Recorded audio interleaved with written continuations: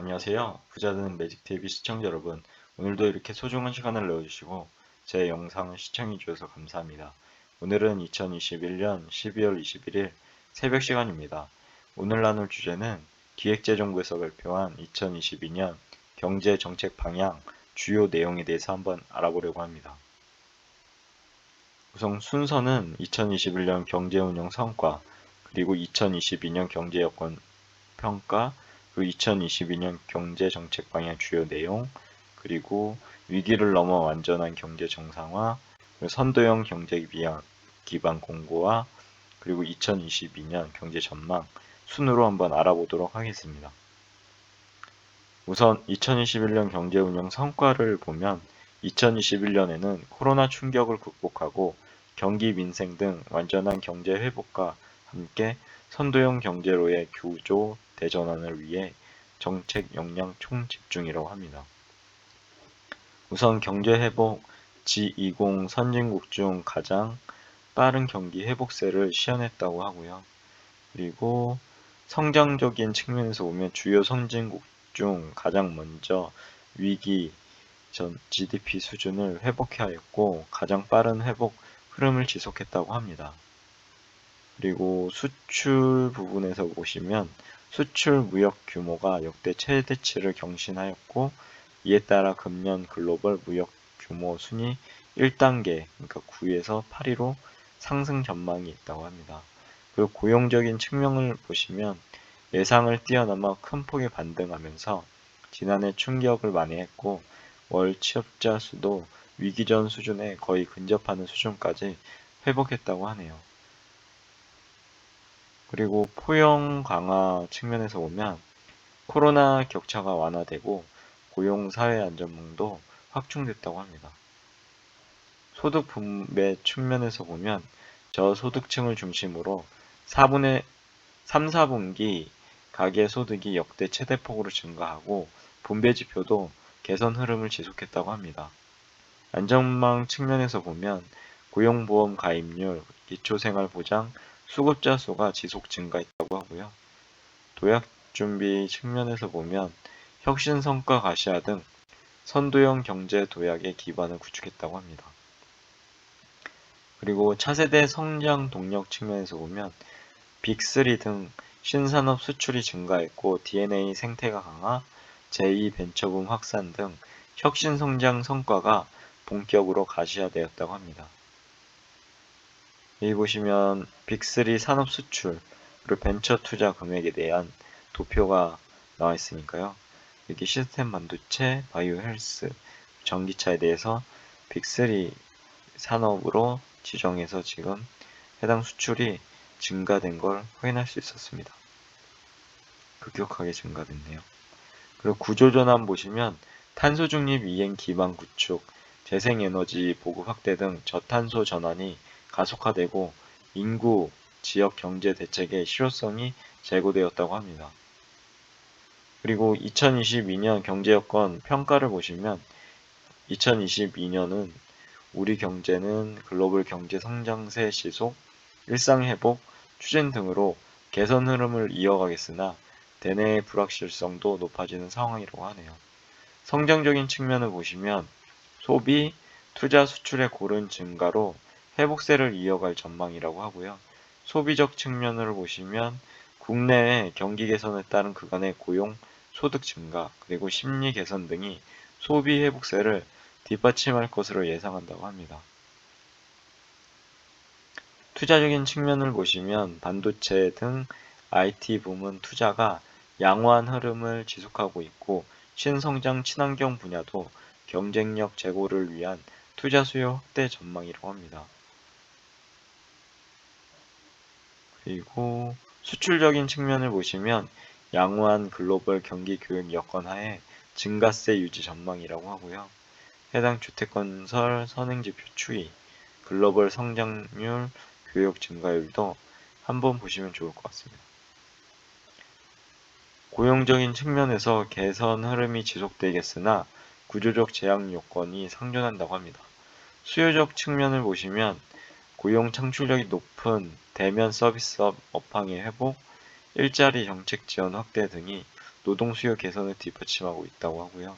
공급적인 측면을 보시면 최근 구직 활동 확대 추세는 긍정적 요인이나 생산 가능 인구 15세에서 64세까지죠. 해당 인구의 감소가 구조적 제약 요인으로 작용한다고 합니다. 이제 노령화가 되고 아이를 적게 낳는 그런 상황이 도래해서 그런 것 같고요. 그리고 물가 측면에서 보면 당분간 수요 측, 공급 측 상방 압력이 지속될 것으로 전망된다고 합니다. 수요적인 측면을 보시면 대면 서비스 등 내수 회복세가 확대되면서 수요 측 상방 압력이 높아지겠으나 코로나 전개 양상 관련 불확실성이 상존한다고 하고요. 공급적인 측면을 보시면 농축수산물이나 석유류의 경우 금년 작환 개선, 그리고 국제유가 오름세 둔화 등으로 금년보다는 완만한 가격 상승이 예상된다고 하네요. 다만 가공식품이나 외식 물가는 그간 원재료비 상승 요인이 점차 반영되면서 상승폭이 확대될 소지가 있다고 하니까요. 이 부분도 참고해 보시면 좋을 것 같습니다. 그리고 리스크적인 측면을 보시면 경제 정상화 과정에서 전 세계적 리스크 확대가 예상된다고 하고요. 우선 글로벌 리스크 측면에서 보시면 오미크론 요즘에 엄청나게 확산되고 있는데요. 유럽도 지금 봉쇄령이 내렸습니다.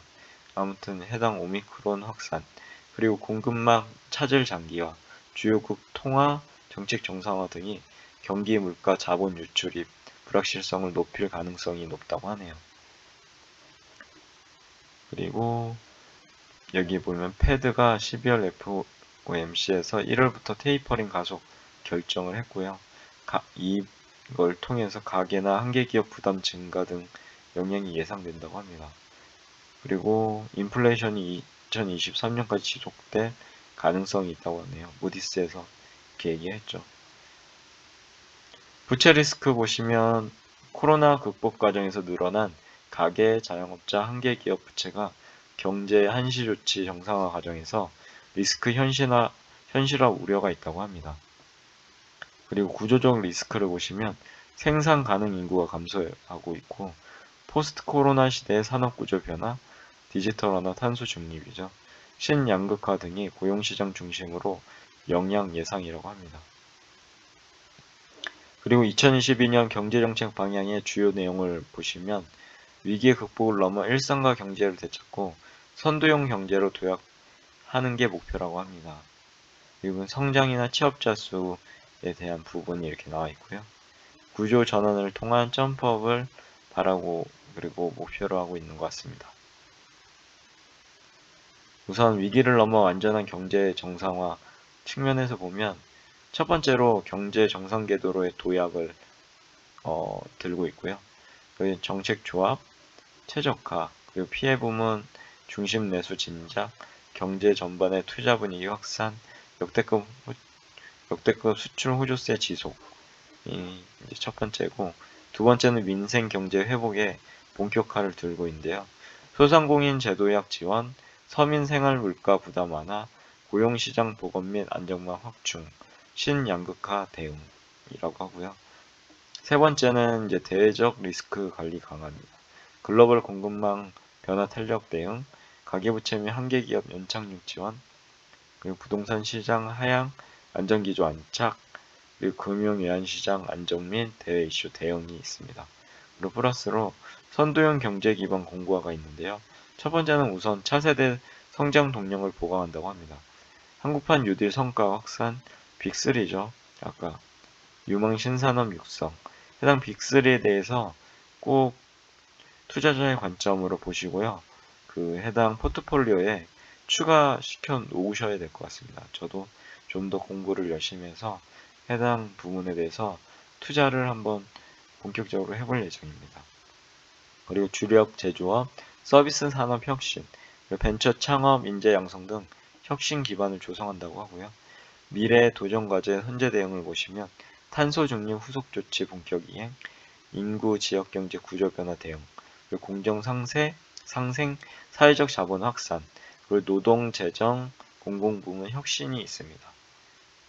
그리고 추진 기반은 단계적 일상 회복의 이행, 그리고 국정 과제의 차질 없는 마무리 추진 기반으로 하고요. 그리고 위기를 넘어 완전한 경제 정상화라는 부분이 있는데요. 경제 정상 궤도로의 도약, 코로나 위기 전 수준을 넘어 정상 성장 궤도로 도약할 수 있도록 정책 수단을 조화롭게 운영하고 내수 투자 수출 등 부문별 활력 제고에 진력한다고 합니다. 좋은 어떤 정책이 많이 나왔으면 좋겠다는 바람을 가지고 있습니다. 개인적으로요. 그리고 안정적 성장 흐름 지속을 위한 최적 정책 조합 운영을 한다고 하네요.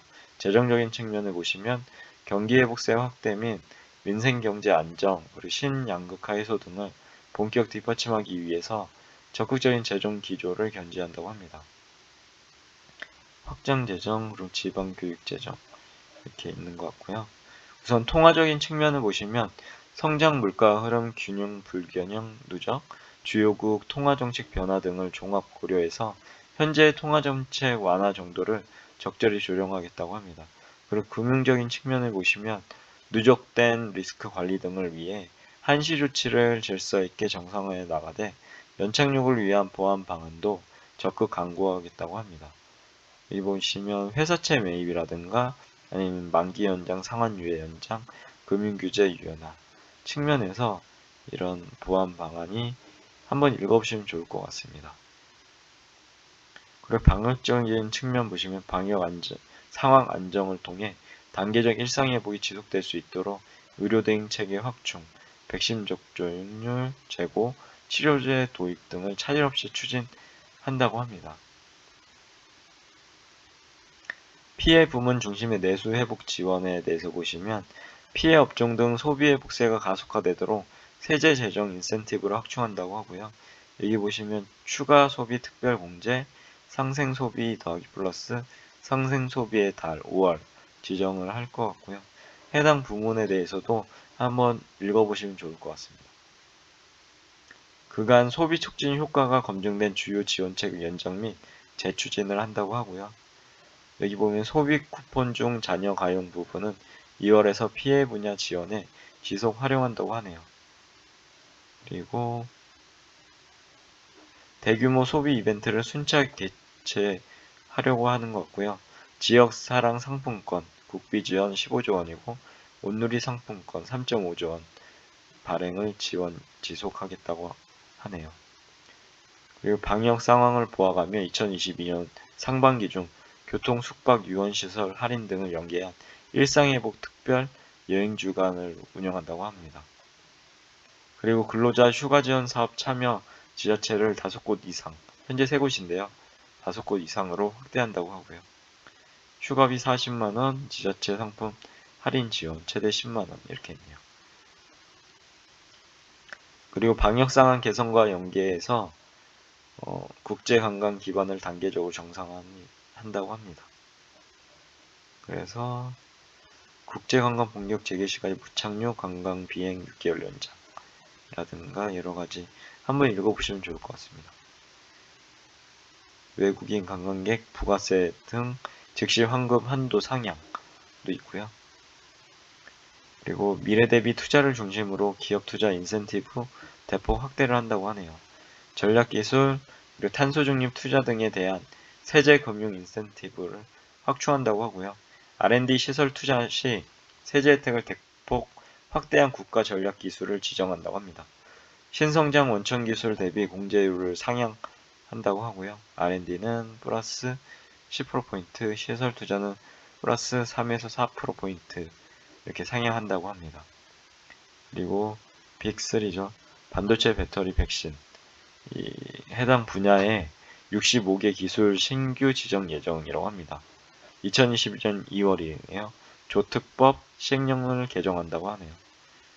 그리고 국가 전략기술 제품과 일반 제품 생산에 병행 사용되는 공통시설에 대해서도 국가전략기술 시설 투자 세제 지원을 허용한다고 하네요. 이것 또한 역시 2022년 2월 조특법 시행령 개정을 할 것 같습니다. 그리고 저탄소, 요즘에 탄소 경제가 엄청난 이슈인데요. 해당 저탄소 경제 전환을 위해 수소 등 탄소 중립 핵심 기술 세제를 지원 강화를 한다고 하네요. 탄소 중립을 신성장 원천 기술의 별도 분야로 신설해서 관련 혁신기술, 탄소의 배출, 탄소 다배출 업종 주요 기술 등 지원 대상이 추가한다고 합니다. 그리고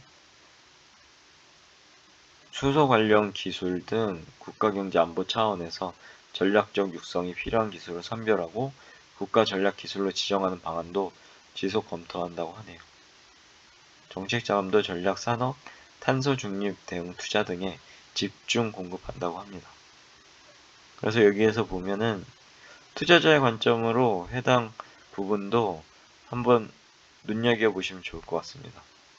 앞으로 이제 정책적인 방향을 봤을 때 해당 산업들 위에서 빅3나 아니면 여기 보면 미래차, 전자정보 디바이스, 바이오 헬스 분야나 여러가지 부분도 꼭 눈여겨보시면 좋을 것 같습니다. 투자 포트폴리오에 넣어두셔도 좋을 것 같고요. 그리고 국가전략산업, 첨단산업 육선 등을 위한 법제도 기반을 완비한다고 하네요. 한번 쭉 읽어보시면 좋을 것 같고요. 그리고 현장 애로 해소, 제도 개선, 이해관계 조정 등을 통해 2022년 주요 투자 프로젝트 추진 목표를 115조 원 규모로 확대한다고 하네요. 2021년, 2022년 이렇게 추진 목표에 대한 부분을 비교하고 있습니다. 그리고 중소건설사 자금 및 철근 공급 안정화 지원, 공공부문 공사비 산정 시 시장가격 적기 반영 등 건설투자 보완 노력도 지속한다고 합니다. 그리고 경제회복을 견인해온 역대급 수출 호조세 지속에 대해서 보시면 수출 기업의 물류애로가 완전히 해소될 때까지 총력 지원 체제를 지속한다고 합니다. 우선 4가지 정도로 구분해 볼 수 있는데요. 선적 공간 확보, 그리고 물류비 부담 완화, 장기 계약 활성화, 인프라 보강. 한번 쭉 읽어보시면 좋을 것 같습니다. 그리고 수출 개선 모멘텀을 이어가기 위한 다각적인 지원 방안을 강구한다고 하고요. 예를 들어 수출금융은 중소 중견기업을 중심으로 5조 원 확대된 261조 원을 공급한다고 하네요. 2021년, 2022년 공급계획에 대한 비교도 있으니까요. 한번 보시면 좋을 것 같고요. 그리고 국내 실정을 반영한 한국형 해운 운임 지수 개발을 공포한다고 합니다. 2022년에. 그리고 개방형 통상 국가로서 글로벌 FTA 네트워크 확충, 그리고 대개도국 개발 협력 지원 등 국제 협력에 기반한 수출 저변 확대 노력을 지속한다고 하네요. 그리고 CPTPP 가입 추진을 위해 다양한 이해관계자 소통을 강화하겠다고 합니다. 그리고 해당 CPTPP는요, 1호주, 뉴질랜드 등 아태 지역 11개국이 참여하는 포괄적 점진적인 환태평양 경제 동반자 협정이니까요. 한번 참고해 보시면 좋을 것 같고요. 그리고 RCEP도 발효한다고 합니다. 그래서 계기 수출 기업들의 FTA 활용 편의 제고를 위해 원산지 증명서 발급 시 제출 서류를 간수하겠다고 하네요. 그리고 민생경제 회복 본격화에 대해서 말씀드리면 성장 경로 복원과 함께 그간 피해가 컸던 민생 부문도 활력을 되찾을 수 있도록 소상공인 제도야 생활물가 안정, 일자리 지원, 신양극화 해소 등에 주력한다고 합니다. 그리고 소상공인들의 피해 극복 및 제도약 본격 지원에 대해서 알아보면 소상공인 경영 여건 정상화될 때까지 피해 극복 지원에 만전을 다한다고 합니다. 손실보상 분기별 하한액을 10만원에서 50만원 상향하는 등 소상공인 영업 피해를 더욱 두텁게 보상한다고 하고요. 소상공인 자금애로 해소를 위해 저리자금 35.8조 원을 공급하고 세금, 임대료 공과금 등 비용 부담 경감 지원도 당분간 지속한다고 하네요. 저리자금, 세정지원, 임대료, 보험료, 공과금에 대해서 한번 읽어보시면 좋을 것 같고요. 그리고 문화, 공연, 예술 등의 주요 피해 업종을 대상으로 업종별 특성을 고려한 맞춤형 지원 및 특화 금융 지원도 강화한다고 합니다. 해당 내용 읽어보시면 좋을 것 같고요. 그리고 지속가능한 소상공인 경영 생태계 구축을 위해 폐업, 제도전, 창업, 성장 등 단계별 맞춤형 지원 프로그램을 보강한다고 합니다. 경영위기, 폐업, 제도전, 창업, 성장 부분에 대해서 한번 읽어보시면 좋을 것 같고요. 서민 생활 물가 안정을 위해 가용 정책 수단을 총동원한다고 합니다. 범정부, 그러니까 지자체죠. 해당 범정부 물가 대응체계 확대 및 개편을 한다고 하고요. 그리고 행안부 지자체는 물가 상황실 운영해서 현장 물가 안정을 대응 강화를 한다고 하네요. 부당요금 계량 위반, 그리고 가격 원산지 표시 불이행, 매점 매석 등 시장 교란 행위에 대해서 집중 단속을 한다고 하고요. 그리고 주요 품목별 특성을 고려한 맞춤형 가격, 수급 안정 방안을 마련한다고 합니다. 석유류 원자재, 농축수산물 가공식품, 공공요금, 개인 서비스 등 한번 쭉 읽어보시면 좋을 것 같습니다. 그 중에서 보면 유류세 인하 조치는 국제유가 동향에 따라 연장 또는 단계적 환원을 검토한다고 하고요.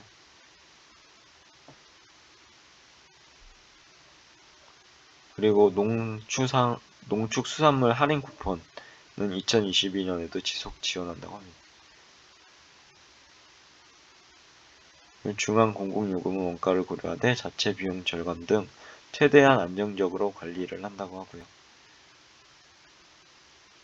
구조적 물가 안정 과제 발굴 그리고 대응도 한다고 하네요.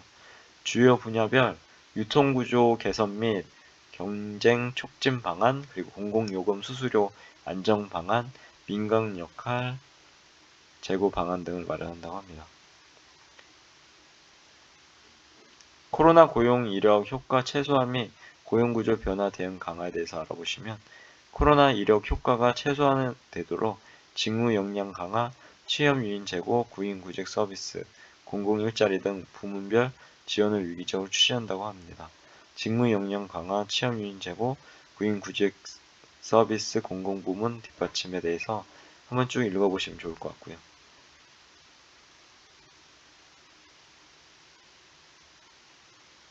그리고 민간부문 일자리 창출을 위한 재정 세제 등을 다각도로 지원한다고 또 하네요. 고용 증대 세액공제 및 중소기업 사회보험료 세액공제 적용 기한을 3년 연장한다고 합니다. 2021년 말에서 2024년 말까지. 그리고 취약계층의 민간 노동시장 진입을 위한 장려금 등 지원을 강화한다고 하네요. 고용촉진 장려금 확대, 그리고 고령자 고용지원금 신설한다고 합니다. 그리고 고용구조 근로형체 변화 등에 대응해서 고용안전망 지속을 보강한다고 하고요. 전국민 고용보험 적용을 위해 특고 플랫폼 종사자 대상 고용보험 단계적 적용을 완료하고 취약계층 사회보험료 지원도 확대한다고 하니까요. 한번 쭉 읽어보시면 좋을 것 같고요. 고용구조 변화를 반영한 고용통계 제도 개편도 추진한다고 합니다. 주 52시간 현장 안착을 위해 컨설팅 보안 제도를 확산시키고 중대재해처벌법의 원활한 시행을 위한 가이드라인 마련, 사회적 대화도 추진한다고 합니다. 그리고 부문별 격차 해소 및 취약계층 안정망 보강 등 신양극화 대응에 대해서 알아보시면 코로나로 확대된 부문별 격차의 신속한 해소에 주력한다고 하고요. 교육, 문화, 체육, 코로나 블루, 디지털 부문에 대한 부분도 한번 읽어보시면 좋을 것 같고요. 그리고 현장 목소리 추가를 반영해서 청년 희망 사다리 업그레이드를 한다고 하네요. 이 부분도 한번 읽어보시면 좋을 것 같습니다. 그리고 취약계층의 삶의 질 제고를 위해 부문별 사회 안정망을 보강한다고 하네요. 생계, 의료, 돌봄, 취약계층 해당 부분도 한번 보시면 좋을 것 같고요. 불법 행위로부터 서민 재산 피해를 최소화하는 3대 패키지를 추진한다고 합니다. 보이스피싱, 불법 사근융, 불법 다단계. 그리고 대내 리스크 관리 강화 부분에 보시면 경제 정상화 과정에서 안정적인 성장 흐름을 저해할 수 있는 대내 리스크 요인에 대해 선제 밀착 관리를 하겠다고 합니다. 글로벌 공급망 리스크 관련 근본적 선제적 대응 방안을 마련한다고 하고요. 주요 품목 관리를 위한 범정부 차원의 종합대응 체계를 가동하고 위기 징후의 선제적 파악을 위해 조기경보 시스템을 구축한다고 합니다. 그리고 국내 경영 역량, 대외 의존도, 단기적 시급성, 대체 가능성 등을 종합 검토하고 집중 관리가 필요한 품목을 경제 안보 핵심 품목으로 지정을 한다고 합니다. 가계부채 한계 기업 등에 대한 철저한 위험 관리 노력을 지속한다고 하고요. 2022년 가계부채 증가율을 4%에서 5% 수준에서 안정적으로 관리한다고 합니다. 상환능력 기반 대출 관행의 정착을 위해 차주 단위 DSR 2에서 3단계 시행한다고 하네요. 2022년 1월 총 대출액 2억 원 초과시에서 2022년 7월에는 총 대출액 1억 원 초과시로 변경될 것 같습니다. 그리고 기존 대출 상환 유도를 위해 정책 모기지 중도 상환 수수료 한시 인하를 한다고 합니다. 보금자리론 그리고 디딤돌 대출에 대한 부분도 한번 보시면 좋을 것 같고요. 부채 총량 관리와 함께 분할 상환 확대 등 질적 건전성 제고도 병행을 한다고 하네요. 2022년 주담대 분할 상환 목표치는 상향 조정을 하고 신용대출, 전세대출도 분할 상환 유도를 위한 인센티브를 부여한다고 합니다. 그리고 금리 상승 등에 따른 서민 취약계층의 부담 경감 지원에도 만전을 기한다고 하고요. 그리고 시장의 친화적인 기업 구조 조정 기반 지속도 강화한다고 하네요. 위기 기간 중 일시 조정됐던 기업 신용 위험 평가 정상화 방안도 검토한다고 하고요. 3차 기업 구조 혁신 펀드를 조성 1조 원 이상이요. 조성 및 중소기업 투자 인센티브를 확대한다고 하고요. 그리고 주택 공급 확대 등을 통한 부동산 시장의 확실한 하향 안정을 도모한다고 합니다.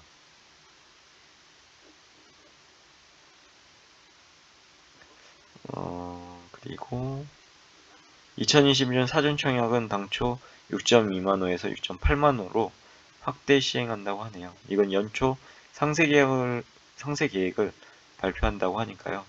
한번 관심 있게 보시면 좋을 것 같습니다. 그리고 기존 대책에 더해 시장 안정 기능을 보완하는 단기 주택 공급을 촉진한다고 하고요. 이중가격 완화 등 전월세 시장 안정을 위해서 다각적 지원을 모색한다고 하는데요. 임대인 인센티브, 그리고 임차인 보호 강화, 임차인 주거 부담 완화 세 가지에 대해서 한번 쭉 읽어보시면 좋을 것 같습니다. 금융외환 대부분의 리스크 확대 가능성에도 선제적으로 대비한다고 하고요. 변이 바이러스나 글로벌 인플레, 주요국 통화정책 기조 전환 등에 대응해서 금융외환 시장 안정 노력 및 대외 신인도 관리에 만전을 다한다고 합니다. 그리고 참가자 증가, 거래 규모 확대 등을 대응해서 외환거래 체계 전면 개편한다고 하고요. MSCI 선진국 지수 편입을 추진한다고 하네요. 그리고 국채 시장의 변동성 확대 시 시장 안정 조치 적기 수행을 한다고 하고요. 대경제 안보 전략 회의를 통해서 글로벌 공급망, 기술 경쟁 등 경제 안보의 결합 현안에 대해서 선제적 대응을 강화한다고 합니다. 그리고 선도형 경제 기반 공과에 대해서 보시면 차세대 성장 동력을 보강하고 한국판 뉴딜의 가시적인 성과 창출과 함께 유망 전략 산업을 집중 육성하고 제조업, 서비스업, 혁신 벤처, 활성화 혁신 인재 양성 등을 적극 추진한다고 하네요. 한국판 뉴딜 2.0을 본격 추진으로 성과 확산, 대한민국 대전환 가속화를 한다고 하네요. 2022년 재정 투자 약 33조 원이죠. 일단 디지털 그린 휴먼인데요. 그 재정 투자를 통해서 가시적 성과를 창출한다고 하네요. 그리고 2022년 완료 과제는 성과가 체감될 수 있도록 차질 없이 마무리한다고 합니다. 철도 주요 노선 IoT 센서라든가 지방 상수도 스마트 체계, 사회 서비스원이 있는 것 같습니다. 그리고 디지털 그린 분야 등 뉴딜 2.0 신규 과제, 초연결 신산업, 탄소 중립, 그리고 기반 조성 등 2022년 예산을 활용해서 신속하게 착수 집행한다고 합니다. 청년 지원 필요성 증가나 코로나 극복 과정에서 불평등, 격차 해소 등을 반영해서 확대 개편된 휴면 뉴딜 사업 본격 추진을 한다고 하네요. 디지털은 9조 원, 그린은 12.7조 원, 휴면은 11.4조 원. 이렇게 해당 사항도 한번 읽어보시면 좋을 것 같습니다. 뉴딜 2.0은 국민과의 성과 공유 및 민간으로 확대 노력을 강화하겠다고 하고요. 2020년 뉴딜 펀드를 신규 조성하고 뉴딜 정책금융을 추가 공급한다고 합니다. 해당 사항도 한번 읽어보시면 좋을 것 같고요. 미래전환 뉴딜 12대 입법 과제 임기 내 마무리한다고 합니다. 그리고 빅3 DNA, 포스트 신산업 등 유망 전략산업 집중 육성을 한다고 하니까요. 이것도 투자자의 관점으로 꼭 한번 확인해 보시면 좋을 것 같고요. 공급망 재편 과정에서 국내 빅3 산업이 시장을 선점할 수 있도록 기업 정부 간 협력 지원 체계를 본격적으로 가동한다고 하네요. 미래차 확산을 위해서 친환경차 구매 목표제, 보조금 조정을 실시하고 R&D 금융 인프라 등 부품업체 사업 재편 지원을 강화한다고 하네요. K-팹리스 밸리를 조성하고 국제 경쟁력을 갖춘 반도체, 자동차 기업 간 협업 체계를 기반으로 차량용 반도체 공급망 내재화 로드맵을 수립한다고 하고요. K-글로벌 백신 허브 성과 가시화를 위해 2022년 상반기까지 국내 백신을 개발하고 K-백신 펀드 1조 원을 통한 백신 상용화 수출 지원을 강화한다고 합니다. DNA 인프라 기반으로 민간 중심의 신서비스 시장 창출을 가속화한다고 하고요. DNA는 데이터 네트워크 AI의 줄임말이고요. 해당 금융 마이데이터, 전면 시행 등 5G 전국망 구축, 그리고 차세대 AI 등등이 있습니다. 그리고 포스트 코로나 시대에 새롭게 태동 중인 클라우드 블록체인, 메타버스 등 디지털 신기술 산업을 우리 경제의 미래 먹거리로 적극 육성한다고 하니까요. 해당 클라우드 블록체인 메타버스에 대해서도 관심을 가져보시면 좋을 것 같습니다. 클라우드 블록체인 메타버스 헬스케어 지능력 로봇이 있죠.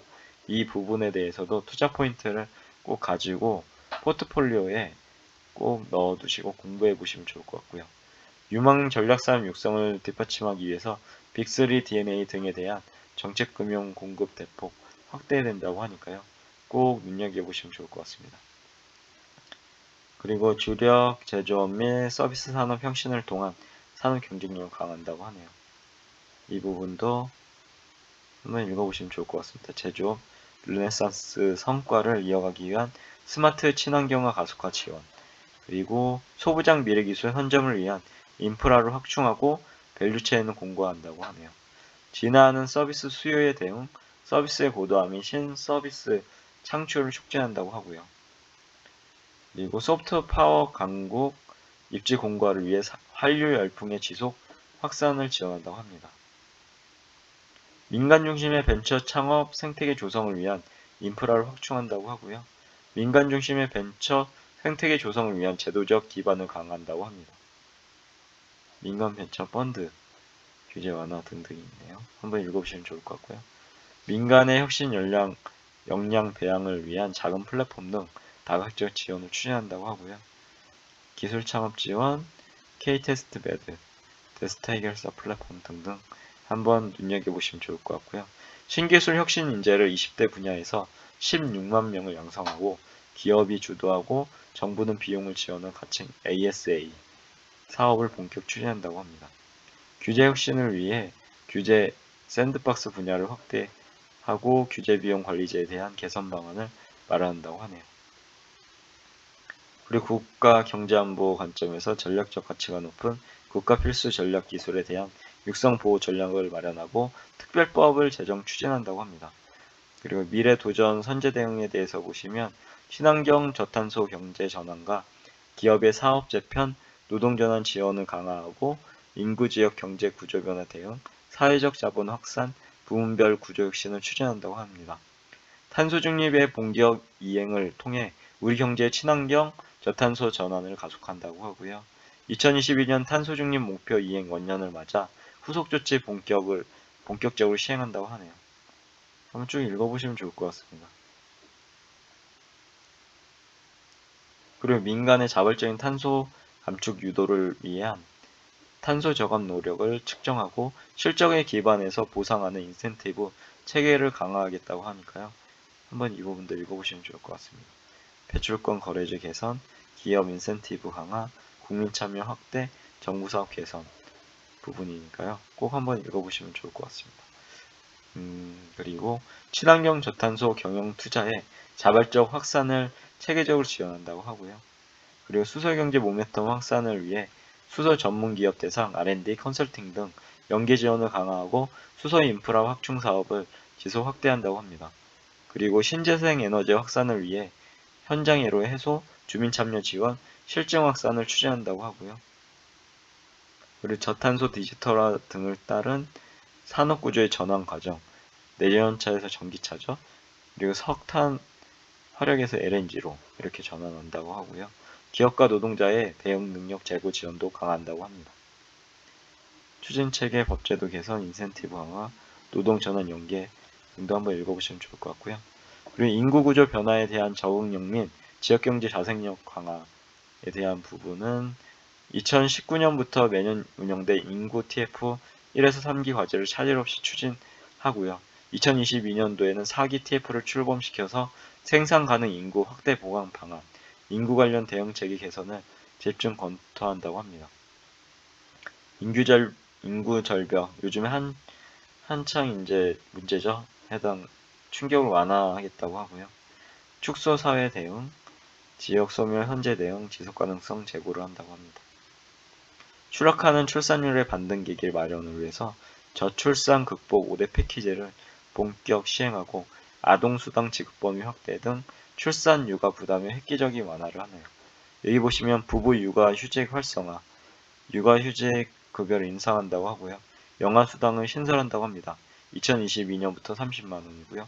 첫 만남 꾸러미를 해서 출생시 200만원, 그리고 공보육 확충이라고 해서 2025년 이용률 50%, 다자녀 지원 확대, 셋째 자녀부터 대학 등록금 전액 지원, 임대주택 2.75만호 공급을 한다고 합니다.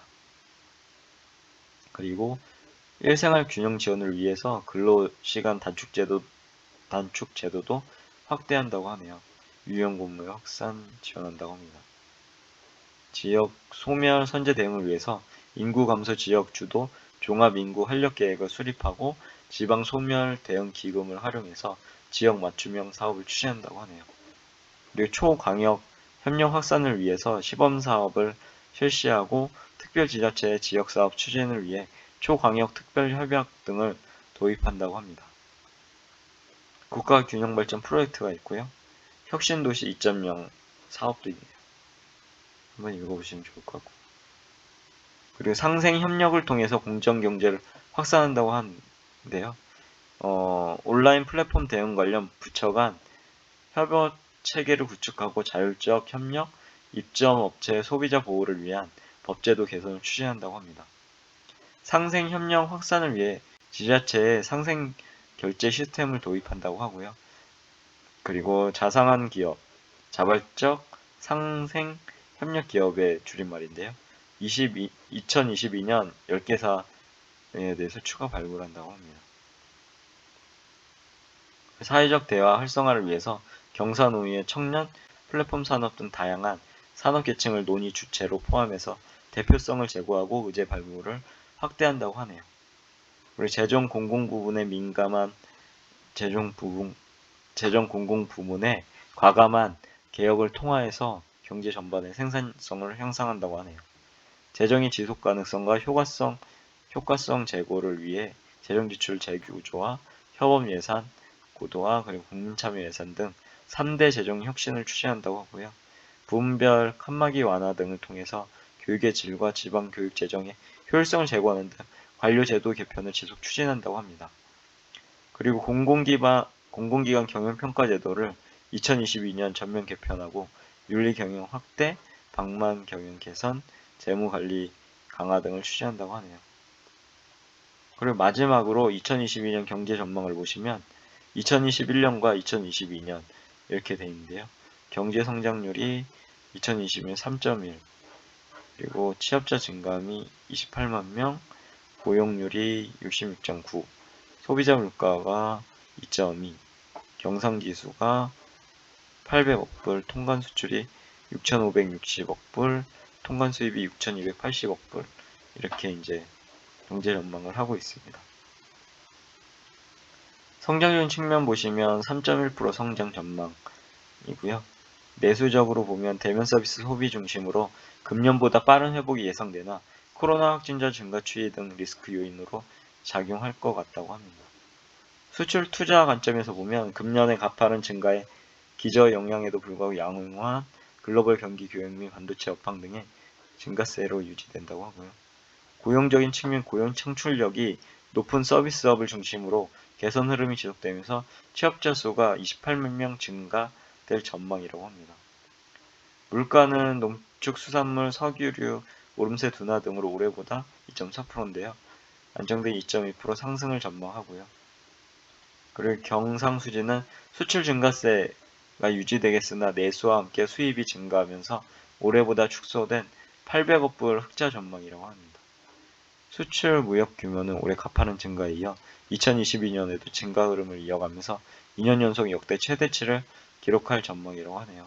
아무튼 이렇게 정말 긴 시간 동안 제 영상을 함께 해주셔서 진심으로 감사드리고요. 어떻게 좋은 시간 되셨는지 모르겠습니다. 이렇게 저 한번 쭉 훑어봤는데요.